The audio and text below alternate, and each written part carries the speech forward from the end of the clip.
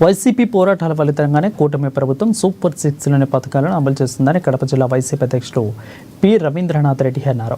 కూటమి ప్రభుత్వం అధికారంలోకి వచ్చినప్పటి నుంచి ప్రతిపక్ష నేతలపై కక్షపూరితంగా కేసులు నమోదు చేస్తుందని మండిపడ్డారు. కుట్రలు చేయడం తప్పితే అభివృద్ధి చేసింది శూన్యమని విమర్శించారు.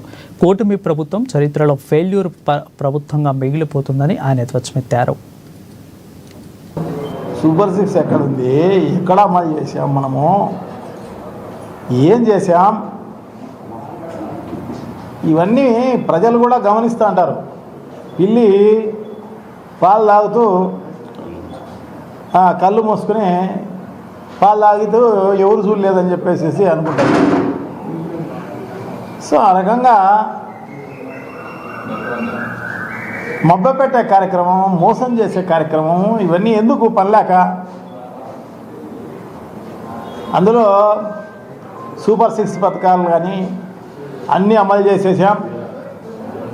సో ఇంక ఎవరు మమ్మల్ని ఏమీ అనకూడదు.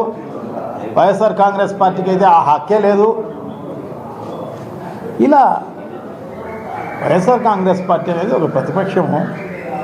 నిన్న ఎలక్షన్లలో కూడా దాదాపు 41-42%